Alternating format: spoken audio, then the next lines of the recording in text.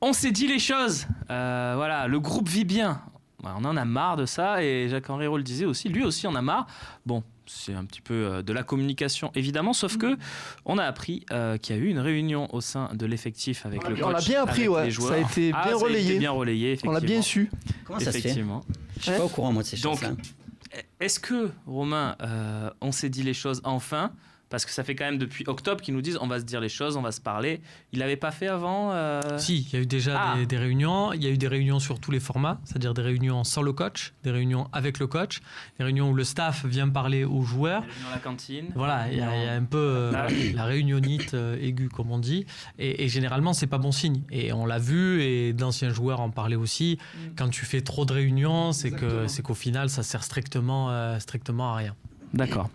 Bastien, pourquoi tu étais ironique sur le sujet de la réunion ? Parce qu'on sent quand même qu'on veut on veut nous montrer que les choses, on est passé des paroles aux actes.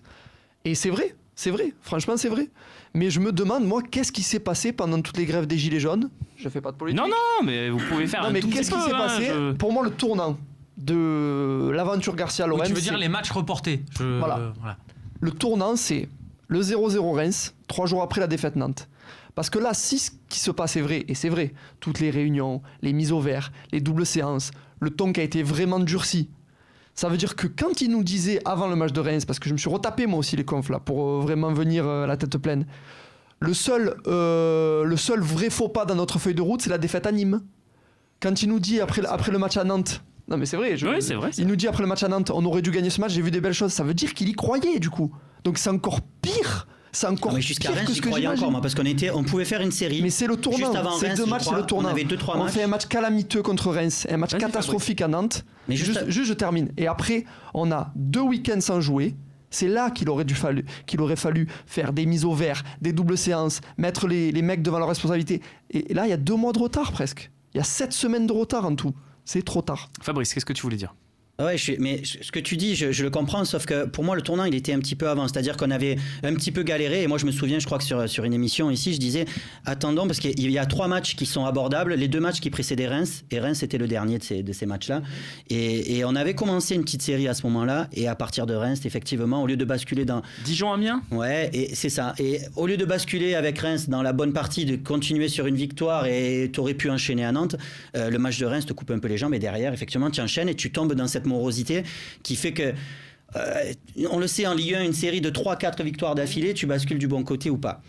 Safia, sur ce sujet de la réunion, ouais, on nous l'a trop rabâché depuis on va laver le linge sale en famille de Payet, ça dure depuis trop longtemps. Oui, c'était Lille en septembre, ça. Vraiment, il y a très longtemps. Donc, c'est parti de là. Hein. Gustavo aussi avait exprimé ça à Lille après le 3-0. Aussi, exactement, ouais. Donc on en a marre d'entendre toujours les mêmes choses, c'est toujours la même chose. Par contre, dans ce genre de réunion, je pense que les propos n'étaient pas les mêmes. C'est-à-dire qu'au début, ça porte, quand il y a des réunions comme ça et que ça va mal dans un club, les premières réunions, elles portent sur le terrain, sur des choses tactiques, sur qu'est-ce qu'on pourrait améliorer, est-ce que tout le monde fait les efforts, tout ça. Et là, petit à petit, on n'est plus sur du tactique. Là, on est sur il y a des gros cons dans le vestiaire qui voilà. On va regarder ce qui s'est dit avec les propos rapportés par le journal. Voilà, ce qui a été rapporté sans quelques extraits. On peut mettre ce qui aurait été dit. Oui, bien sûr. Parce que je pense que, honnêtement, alors là, voilà, on voit la phrase de Luis Gustavo.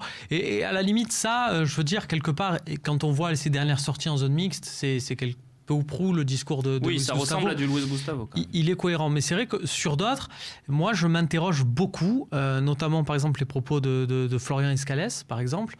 On va commencer par Escalès, alors après on évoquera ce qu'a dit Gustavo. Voilà, les propos d'Escalès, moi ça me dérange un peu parce que bon, déjà, on pourrait les dire. Est-ce qu'il parle pour lui ou est-ce qu'il parle pour certains autres ? C'est une excellente remarque. Je pense qu'il parle pour les autres. Alors je vous les lis.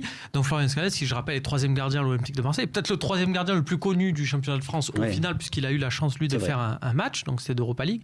Si je peux me permettre de vous dire un truc, nous remplaçants, on travaille en vain. Même si on bosse plus que les autres, il y a une hiérarchie, ce sont toujours les mêmes qui jouent, certains passent à côté, ça ne tourne jamais. Mentalement, c'est dur, il ne faut pas s'étonner que, parfois, on tire la tronche ou on baisse les bras. Qu'est-ce qui te gêne ? Déjà, ce qui me gêne, c'est que sur cet article, il y a des propos de 4 joueurs qui sont retranscrits, dont celui de 2 jeunes joueurs, qui sont Florian Escalès et Christopher Roca. Je veux absolument pas critiquer. Ce qu'on comprend, c'est que c'est pas un journaliste qui critique le travail d'un autre journaliste. C'est absolument pas ça. C'est pourquoi c'est Escalès qu'on entend. Est-ce que c'est parce que c'est au final celui qui a dit quelque chose de plus marquant ? Et est-ce que ça veut dire que Steve Mandanda, par exemple, qui est un cadre, ne s'est absolument pas exprimé, ou il a dit que des banalités, mais dans les deux cas, moi, ça me dérange. Je vais essayer de répondre sur Escalès. Qu'on retienne les propos d'Escalès et pas ceux de Steve Mandanda. Donc, pour moi, le travail est fait. C'est-à-dire que si Mathieu Grégoire, qui a écrit cet article, retient les propos d'Escalès, c'est que les propos d'Escalès ont été plus marquants que ceux de Mandanda. Sans doute. Je n'en doute absolument pas. Dans le genre de propos pas marquants, il y a Rami, par exemple, dans l'article. Voilà, exactement. Mais que ces cadres-là, quand on nous bassine que Mandanda il a fait un discours au mondial, franchement. Ça, là. Donc là, qu'il se soit exprimé ou pas, mais s'il s'exprimait, ça veut dire que c'est banal et qu'on le retient pas. Pour moi, ça me dérange. Ça me dérange totalement que ça soit Escalès et Christopher Roquia qui se sont exprimés. Alors après, même sur les propos de Roquia, on en parlait, on en rigolait pour avoir vu le joueur depuis des années. Exactement. J'ai de sérieux doutes personnellement de l'avoir vu s'exprimer comme ça. Alors après, c'est toujours délicat, des propos rapportés selon les réunions, donc attention aussi à ça. Mais j'ai de sérieux doutes, voilà, c'est des termes un peu vulgaires. Voilà. Ouais, je le vois pas non plus. Moi, je le suis depuis qu'il a 11 ans, 12 ans. Ouais. Et je le vois pas du tout dire ce qu'il a dit. Alors peut-être d'une autre manière, mais j'ai passé quelques coups de fil et je pense même qu'il a pas dit ça. Mais après, c'est comme il dit, c'est du travail de journaliste, c'est des propos rapportés. Après, tu fais confiance à ta source, c'est comme ça. Sur Escalès, je suis d'accord sur la totalité de ce qu'il dit. Juste, le truc qu'on peut dire sur Escalès, c'est que c'est pas un jeune, c'est entre guillemets un vieux jeune. Il a 22 ans. Ça fait des années qu'il est là. On pense que c'est un jeune du centre, mais ça fait des années en fait qu'il est là. Donc, en réserve. Je pense qu'il parle aussi un peu au nom d'autres jeunes. C'est pour ça que c'était intéressant ce que tu disais, Babou. Il parle pas vraiment, parce qu'il y a des gens qui l'ont fracassé sur les réseaux sociaux, mais je pense qu'il parle pas vraiment pour lui. Il parle plutôt pour Roquia, pour des mecs comme ça. Roquia, il y a des mecs qui ont signé pro quand même cet été qui s'entraînent jamais avec les pros. C'est vrai aussi. Lucas Perret, je vois pas Lucas Perret. Non, mais il y a des jeunes qui ont signé pro cet été qui ne s'entraînent, ils s'entraînent au CESN. Il y a Clinton Ng qui n'a absolument pas de temps de jeu. Voilà. Oui, mais non, il peut parler pour bousculer une hiérarchie. Après, il faut. Pour Roquia, je peux comprendre parce qu'à ma vie est à la cave. Donc, tu peux te dire à un moment donné. On en a mis d'autres à la place, pourquoi pas essayer ce gars-là. Après, pour les autres, même Escalès, Pelé, il a été un peu critiquable. Quand je vois Boubacar Kamara sur le banc à Andrézieux, il a eu 11 matchs. On relance. Oui. Non, mais d'accord, il a eu 11 matchs quand même pour prouver. Pour moi, il a pas. Mais on relance Kaletakar parce qu'il a coûté 20 millions. On relance Kaletakar parce qu'il a coûté 20 millions. Alors on me dit, ouais, mais tu tombes sur Kaletakar. Il a eu moins de temps de jeu que Kamara. Oui, c'est vrai. Évidemment, depuis le début. Évidemment, mais il peut être relancé. Il y a un truc qu'il faut retenir, si c'est vrai ce qu'il a dit, si on bosse plus que les autres, je veux pas faire le mec qui a des infos, tout ça, mais on sait quand même, peut-être qu'on me le confirmera, qu'il y a certains cadres cet été, cet automne, qui ont un peu traîné les pieds à l'entraînement. Il y a des joueurs, je vais donner un nom de mecs qui se comportent bien, par exemple Max Lopez, il se comporte très bien à l'entraînement, il est irréprochable, qui a peut-être un peu moins joué que d'autres garçons au milieu. Et qui ? Payet par exemple. Payet, il a jamais. Oui, mais c'est normal que Payet joue plus que Lopez. Oui, puis tu l'as dit dans ta phrase, tu as dit certains cadres. C'est des cadres. Tu as joué au foot. Ben oui. Même si c'est pas le même poste, que tu vois que le mec est jamais remis en question et que toi, tu fais une mauvaise mi-temps, les 2 matchs d'après, tu es sur le banc. Je dis pas qu'ils ont raison ou tort. Je te dis juste la réaction d'un garçon, d'un être humain. Sa réaction, la première réaction d'un gamin de 21 ans, ça va être quoi ? Ça va être non, Payet, c'est pas mon poste, ou ça va être putain, mais moi je me tue comme un chien. J'arrive à l'heure tous les jours et je vois certaines choses. Et l'autre, il a le brassard, il joue tous les matchs. Et j'ai dit Payet, mais j'en ai d'autres. Moi, je peux t'expliquer ce qu'on m'a expliqué aussi quand j'étais un jeune de 21 ans, 22 ans, et que j'ai posé cette question-là. Et mon entraîneur, c'était l'entraîneur des féminines, Christophe Parra. Et un jour, dans le vestiaire, il m'a dit exactement ce que tu viens de dire. J'ai posé la même question et il m'a dit, tu sais, pour un entraîneur, il y a des catégories dans les joueurs. Il y a la première catégorie qui sont les cadres. Ceux-là, même des joueurs qui manquent d'entraînement, qui reviennent et qui s'entraînent à peine depuis une semaine, dimanche, il sera titulaire. Parce que ces mecs-là, ils font partie de la première catégorie. Okay. Et quand tu les as et qui sont disponibles, tu les mets. Après, tu as les joueurs, les très jeunes qui font partie de la 3e catégorie et qui vont grappiller du temps de jeu et qu'on va mettre de temps en temps, mais qu'on va ressortir de l'équipe. Et après, tu as celle du milieu qui va se disputer les places qui restent à gratter, les 5-6 places qui restent à gratter. Mais des joueurs comme Payet, Thauvin, Rami, s'ils sont dispo, ils joueront. Mais c'est pas ça que je suis en train de te dire. Ce qu'il a dit Christophe Parra, c'est vrai, je suis en train d'essayer de comprendre ce qu'il te dit. Moi, je te dis pas que je suis d'accord. Je comprends pas parce que je vois pas les joueurs J'essaye de comprendre que tu voulais enlever là-dedans. Je vois pas les joueurs qui ont joué beaucoup, par exemple Lopez, Sanson. Sanson, par exemple, tu cites un mec qui ils ont beaucoup tourné. Mais qui est tout le temps baladé. Oui, mais ils ont tourné. À son retour de blessure, il n'a pas aligné 2 matchs d'affilée. Il joue quand Strootman se blesse à l'échauffement, donc il fait 90 minutes, mais factuellement, il n'était pas censé les faire. Si on regarde les temps de jeu, je pense qu'ils ont beaucoup d'équivalence entre leurs différents temps de jeu. On a beaucoup de matchs, mais après, il faut voir les minutes entre guillemets qui comptent. Et c'est ça aussi la différence. C'est celle qui arrive, les minutes qui comptent. Une certitude là-dessus, c'est que si tu regardes bien la fin de règne de Didier Deschamps, c'est les remplaçants qui ont eu sa peau, qui en avaient absolument marre et qui ont tout fait pour lui savonner la planche, voire plus, bien aidés par des personnes au club, on ne revient pas sur l'épisode. Et Libop, c'est les remplaçants qui étaient des jeunes recrutés quand même à un certain tarif, qui ont eu sa peau. C'est toujours un peu comme ça que ça marche. C'est une vie de groupe. Et je vais vous parler d'un truc totalement fou.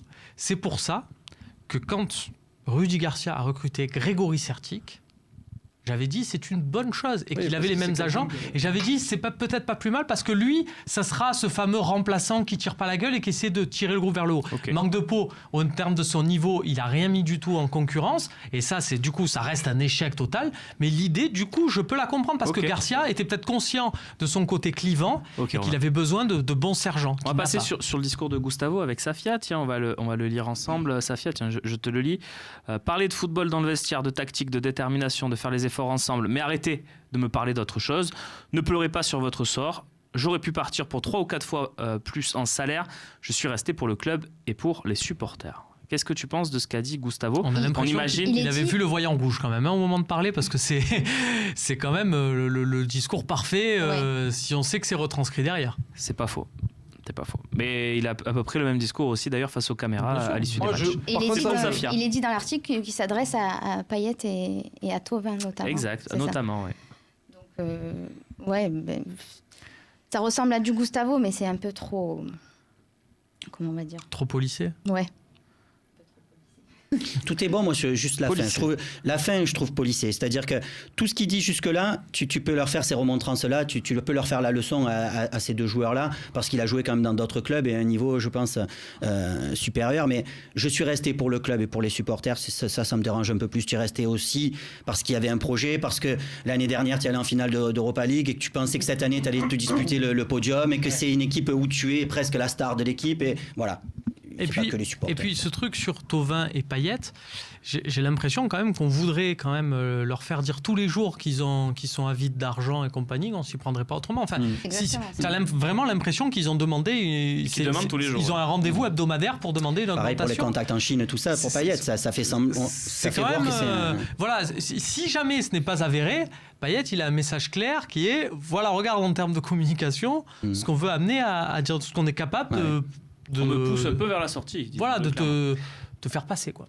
Beaucoup de messages sur le forum, sur Twitter, sur Facebook qui nous disent on aimerait Gustavo capitaine. Est-ce que ça te plairait, Safia, cette idée de changer de capitanat, par exemple, comme ça peut se faire en rugby ou dans une équipe nationale? Ça marche pas trop, on change de capitaine. Dans le cas d'un départ de Non, même Payet. sans départ de Payet. Ouais, mais sans le départ de Payet, ça peut poser des problèmes. Après, encore d'autres problèmes dans le vestiaire, puisqu'il aura perdu le brassard et puis voilà. Donc, ça pourrait faire après... des soucis. Tu es obligé de penser à ça, mais tu es obligé aussi de te dire qu'aujourd'hui, c'est l'intérêt du club qui passe avant tout. Bien sûr. Donc, c'est une réflexion. Moi, je vois pas...